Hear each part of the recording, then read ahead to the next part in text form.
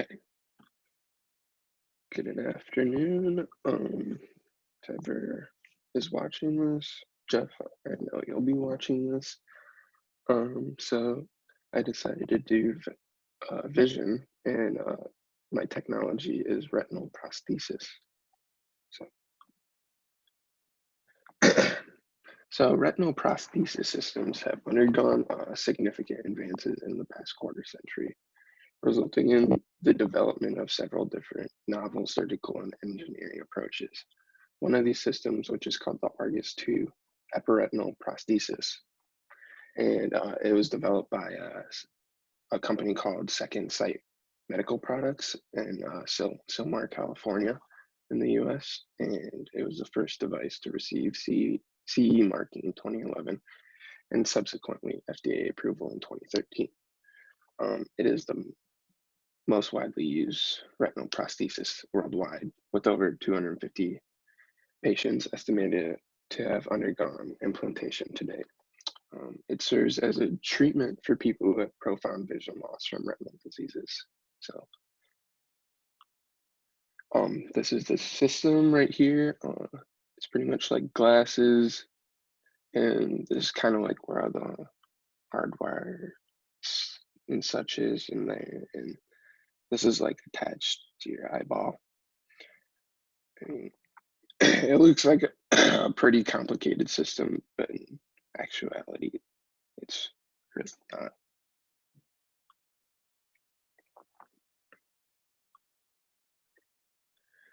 So, relation to class, hereditary retinal diseases such as retinitis pigmentosa or degenerative conditions, including age-related macular degeneration, can lead to the loss of photoreceptor cells, while generally preserving the inner retinal neurons. These specific diseases are caused by inherited gene mutations, so which we have talked about in class, and how heredity works, and how gene mutations can arise in gene pools in heredity and can be passed down in the gene pool through populations of some way. And this type of system helps people who have these hereditary diseases, which is a good thing. So the system works by direct stimulation of the relatively preserved inner retina through epiretinal microelectrodes, thereby replacing the function of degenerated photoreceptor cells. So it's like taking place for those photoreceptor cells loss.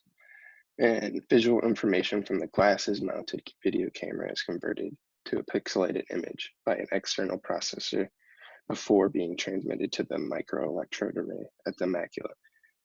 Elicited retinal responses are then relayed through the normal optic nerve to the cortex for interpretation, aka to see, pretty much. So I wanted to start off with the bads of this Argus 2 system because I'd like to leave off on a positive note, and plus the cons and pros kind of contradict each other. So I kind of want to explain that a little bit more. So despite all the achievements of today's retinal prosthesis, they provide limited vision. So, though some individuals perform quite well in object and shape recognition tasks, most Argus 2 patients report visual percepts best described as moving shadows, which doesn't sound as good, but let me get to the second part here. So, secondary to challenges in quantifying the visual improvement in Argus 2 patients, regulatory bodies put forward issues against market approvals. Like, for example, in the US, letter visual acuity, contrast sensitivity, visual field testing are the least standardized measures to define functional vision, while almost no Argus 2 user has such measurable improvements. Meanwhile, the visual benefits of Argus 2 become more tangible when compared with patients with ultra low vision.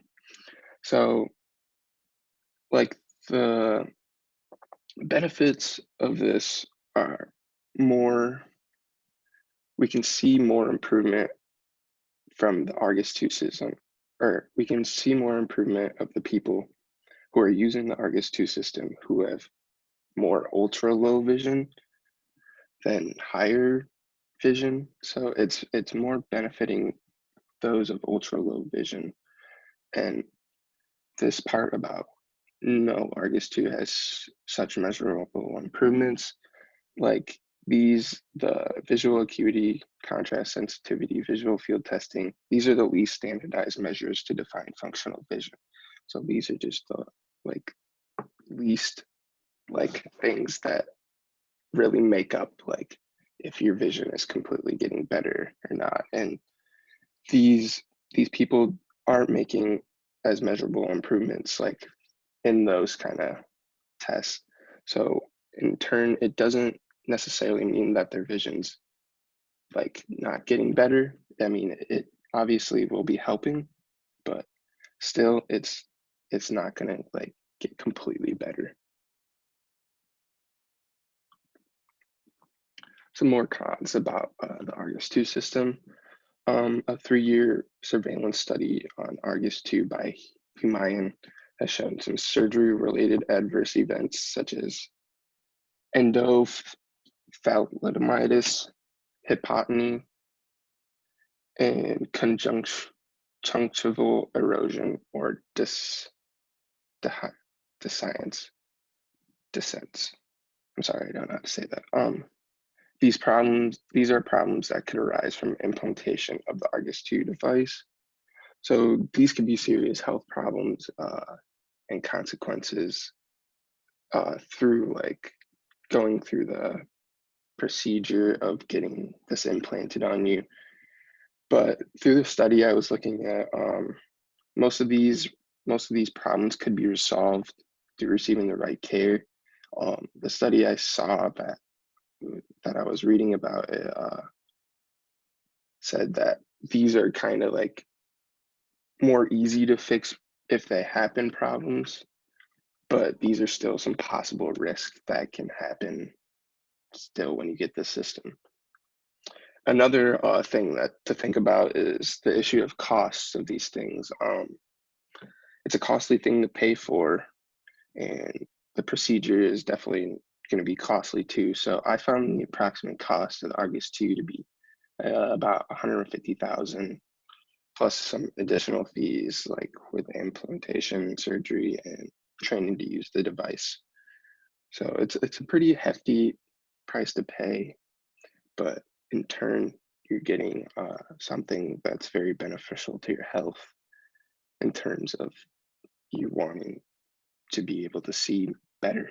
So I say that's almost worth it in terms of being able to see. Oh, sorry, my sites page was out of order. I'll go back to that at the end. But so here's some pros. Some good things that came out of this tech. Patients perform significantly better with the Argus 2 on than off on all visual function tests and visual function tasks. And in the study, I found that it said 24 of 30 patients remain implanted with functioning Argus 2 systems at 5 years after implantation.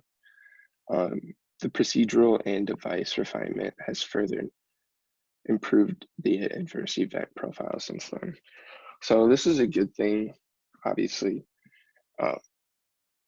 they perform significantly better with it on obviously than off on visual function test and visual function task, which is a good thing.